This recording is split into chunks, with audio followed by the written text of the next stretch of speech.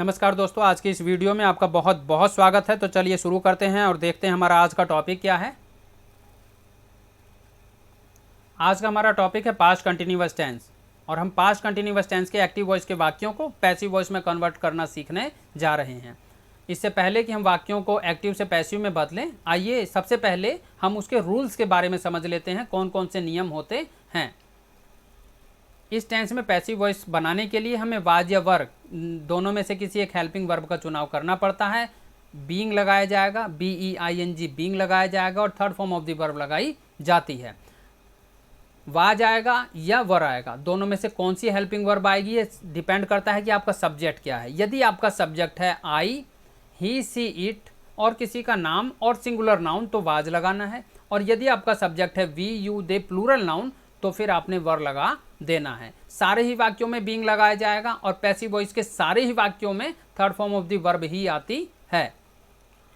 बाकी के सभी नियम पहले जैसे रहेंगे जो हम आपको बार बार बता चुके हैं। बाकी के कौन से नियम हैं? सब्जेक्ट को ऑब्जेक्ट बनाओ, ऑब्जेक्ट को सब्जेक्ट बनाओ, टेंस के अनुसार सहायक क्रिया का चुनाव कर लो, third form of the verb लगाओ, बाय का इस्तेमाल करो, नॉमिनेटिव केस के प्रोनाउन को ऑब्जेक्ट बनाते समय ऑब्जेक्टिव केस में बदल दो, जैसे ही को हिम में बदल दो। इसी प्रकार से ऑब्जेक्टिव केस के प्रोनाउन को सब्जेक्ट बनाते समय नॉमिनेटिव केस के प्रोनाउन में बदल दो, जैसे मी को आई में बदल देना होता है। तो ये बेसिक चीज़ें हैं जो हमें मालूम होनी चाहिए। हम आगे बढ़ते हैं और सबसे पहले देखते हैं कि सिंपल एक्टिव वॉइस और सिंपल पैसिव वॉइस का स्ट्रक्चर क्या होता है। जब हम सिंपल एक्टिव वॉइस बनाते हैं तो सबसे पहले वाज या वर्ब लगाते हैं, फिर first form of the verb आती है और उसमें ING को जोड़ दिया जाता है। जबकि जब हम पैसिव वॉइस बनाते हैं तो वाज या वर्ब आएगा, उसके बाद बीइंग लगाया जाएगा और उसके बाद third form of the verb लगा दी जाती है। तो वाक्य बनाते हैं, Sheela was reading a letter. तो आप देखेंगे सबसे पहले सब्जेक्ट क्या है, शीला, वर्ब क्या है आपकी, वो है रीड, और ऑब्जेक्ट क्या है आपका, अ लेटर। तो ऑब्जेक्ट को आपने सब्जेक्ट बनाना है, अ लेटर सबसे पहले आ गया, सिंगुलर नाउन है उसके साथ वाज लगाया, बीइंग सारे ही वाक्यों में लगाया जाएगा, रीड की third form of the verb red लगा दिया, बाय का इस्तेमाल किया और शीला को ऑब्जेक्टिव केस में ले आकर लगा दिया है। इसी प्रकार से 2 नंबर वाक्य है, the cat was drinking milk.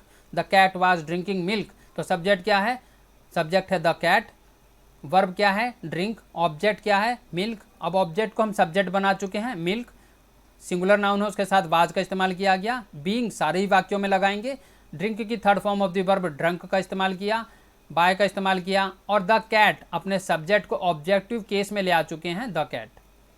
इसी प्रकार से 3 नंबर वाक्य, he was writing a letter. He was writing a letter. तो आप देखेंगे सब्जेक्ट क्या है ही, वर्ब क्या है हमारी राइट, ऑब्जेक्ट क्या है अ लेटर। तो आप ऑब्जेक्ट को सबसे पहले सब्जेक्ट बना लें, अ लेटर, सिंगुलर नाउन है उसके साथ वाज का इस्तेमाल किया गया, बीइंग सारे ही वाक्यों में आएगा जैसा मैं बार बार बता रहा हूँ। उसके बाद वर्ब की थर्ड फॉर्म, सारे ही वाक्यों में third form of the verb लगाते हैं पैसिव वॉइस के अंदर, फिर बाय का इस्तेमाल किया गया और ही को ऑब्जेक्टिव केस में ले आए हैं और वो बन चुका है हिम। 4 नंबर वाक्य है, we were driving a car yesterday. We were driving a car yesterday. तो आप ध्यान से देखें, सब्जेक्ट क्या है वी है, वर्ब क्या है ड्राइव है, ऑब्जेक्ट क्या है ए कार है। तो आप ऑब्जेक्ट को सब्जेक्ट बना ले, अ कार, सिंगुलर नाउन है इसके साथ वाज, बीइंग का इस्तेमाल, ड्राइव की third form of the verb driven का इस्तेमाल, बाय का इस्तेमाल, वी को ऑब्जेक्टिव केस में ले आए हैं और ऑब्जेक्टिव केस में आने के बाद वी बन चुका है अस, उसके बाद अपने टाइम को अटैच कर दिया है यस्टरडे। इसी प्रकार से 5 नंबर वाक्य है, she was drinking water. She was drinking water. तो आप देखें सब्जेक्ट क्या है, सब्जेक्ट है हमारा सी, हमारी वर्ब क्या है ड्रिंक, ऑब्जेक्ट क्या है वाटर, फिर ऑब्जेक्ट को हम सब्जेक्ट बना चुके हैं वाटर, सिंगुलर नाउन है उसके साथ वाज का इस्तेमाल, बीइंग का इस्तेमाल, ड्रिंक की third form of the verb का इस्तेमाल, ड्रंक का इस्तेमाल, बाय का इस्तेमाल और सी को ऑब्जेक्टिव केस में ले आ चुके हैं और सी ऑब्जेक्टिव केस में आके बन चुका है हर।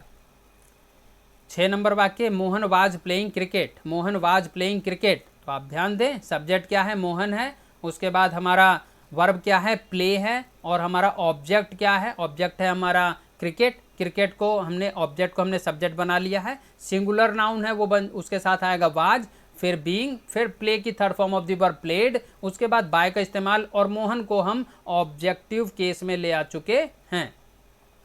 अब हम आ चुके हैं नेगेटिव संरचना की तरफ और देखते हैं इसका क्या स्ट्रक्चर रहता है एक्टिव में और पैसिव में। एक्टिव में सबसे पहले वाज या वर आता है, फिर नॉट आता है, वर्ब की फर्स्ट फॉर्म में आईएनजी को जोड़ा जाता है। जबकि पैसिव में वाज या वर लगाया जाएगा, नॉट आएगा, बीइंग आएगा, third form of the verb को लगा दिया जाएगा। They were not writing letters, they were not writing letters, negative का वाक्य है ये, और इसको हम देखेंगे लेटर्स जो हमारा ऑब्जेक्ट है इसको हम सब्जेक्ट बना चुके हैं लेटर्स, क्योंकि प्लूरल नाउन है, इसके साथ में हमने वर का इस्तेमाल किया है, फिर नॉट लगाया है, फिर बीइंग लगाया है, फिर जो हमारी क्रिया है जो वर्ब है राइट उसकी हमने third form of the verb लगाई है, फिर बाय का इस्तेमाल किया है, और जो हमारा सब्जेक्ट था दे उसको हम ऑब्जेक्टिव केस में ले आ चुके हैं और वो बन चुका है देम। इसी प्रकार से हमारा अगला वाक्य है वो नेगेटिव का नहीं है, वो इंटेरोगेटिव का है। वर दे टीचिंग अस, वर दे टीचिंग अस, इसमें भी कोई कंफ्यूजन नहीं होना है, बहुत ही सिंपल सी चीज़ें हैं। अगर WH फैमिली का कोई वर्ड आया उसे सबसे पहले लगा दिया जाता है, और अगर कोई हेल्पिंग वर्ब आई है तो उसे भी सबसे पहले लगा दिया जाता है। जैसे यहाँ पर वर हेल्पिंग वर्ब है उसको लगा दिया गया सबसे पहले, उसके बाद हमने अपना सब्जेक्ट लगा लिया है जो वी है, उसके बाद हमने बीइंग लगा लिया है, उसके बाद टीच की third form of the verb taught लगा दिया है, उसके बाद बाय का इस्तेमाल किया गया है, और उसके बाद हमने अपने सब्जेक्ट को यानी दे को ऑब्जेक्टिव केस में देम बनाकर लिख दिया है। अगला वाक्य है I was not beating him, I was not beating him, तो हमारा सब्जेक्ट क्या है, हमारा सब्जेक्ट है आई, हमारा वर्ब क्या है, वर्ब है बीट, और हमारा ऑब्जेक्ट क्या है, ऑब्जेक्ट है हमारा हिम, तो हमने ऑब्जेक्ट को सब्जेक्ट बना लिया है, हिम का ही बन चुका है, सिंगुलर नाउन है उसके साथ आता है वाज, उसके बाद नॉट, उसके बाद बीइंग, उसके बाद बीट की third form of the verb beaten का इस्तेमाल हमने किया है, फिर बाय लगाया है, और आई को हम ऑब्जेक्टिव केस में ले आ चुके हैं और वो बन चुका है me. He was not plugging the field, he was not plugging the field, तो हमारा सब्जेक्ट क्या है, हमारा सब्जेक्ट है ही, हमारा वर्ब क्या है, हमारी वर्ब है यहाँ पर प्लग, और हमारा ऑब्जेक्ट क्या है, ऑब्जेक्ट है हमारा फील्ड। तो द फील्ड जो ऑब्जेक्ट है उसे हम फिर सब्जेक्ट बनाकर सबसे पहले ले आए हैं, सिंगुलर नाउन है उसके साथ वाज का इस्तेमाल, उसके साथ नॉट का इस्तेमाल, फिर बीइंग का इस्तेमाल, फिर क्रिया की तीसरी अवस्था third form of the verb का इस्तेमाल, फिर बाय का इस्तेमाल, और फिर ही को ऑब्जेक्टिव केस में ले आ चुके हैं। ऐसी कोई बात नहीं है कि कोई नई चीज़ है, जैसा ऊपर स्ट्रक्चर दिया गया है सेम उसी को आपने फॉलो करना है। आप स्ट्रक्चर में ध्यान से पढ़ें, वाज या were, not, being, third form of the verb आती है, और यहाँ देखिए वाज या सब्जेक्ट आ गया, उसके बाद वाज या वर, फिर नॉट, फिर बीइंग, फिर third form of the verb लगा देनी है, लास्ट में ऑब्जेक्ट लगा देना है।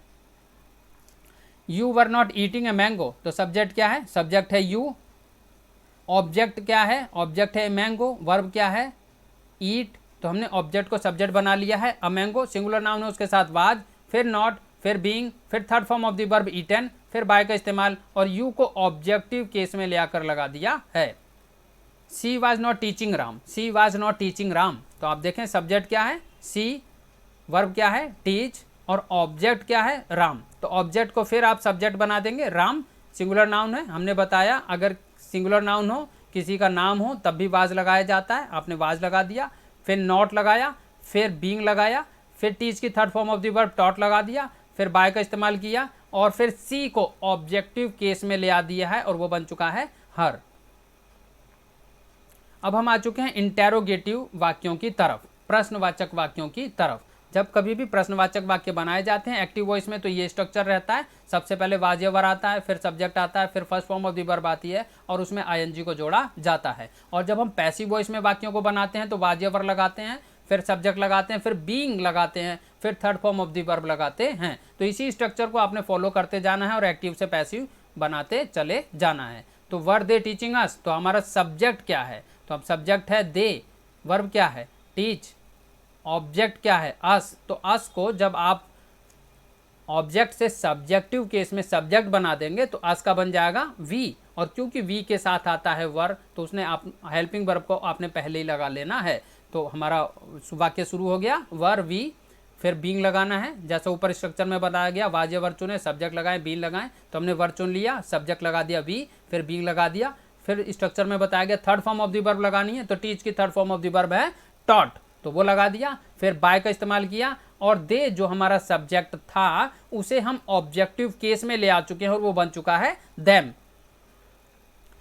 Who was disturbing you, by whom were you been disturb, तो इस चीज़ का ध्यान में रखना है, हमने पहले भी इस सीरीज में बताया है, यदि हु वाक्य में आया है तो उसे पैसिव वॉइस बनाते समय बाय हुम में बदल दिया जाता है। तो आप देखें इसको ध्यान से, हु वाज डिस्टर्बिंग यू, हमने इसको चेंज कर लिया है, एक्टिव से पैसिव में बदल दिया है। यू को हम आगे ले आए हैं और क्योंकि यू के साथ वर हेल्पिंग वर्ब का इस्तेमाल किया जाता है तो वर लगाया, फिर यू लगाया, फिर बीन लगाया और क्रिया की तीसरी अवस्था डिस्टर्ब की तीसरी अवस्था third form of the verb disturbed का इस्तेमाल कर दिया है।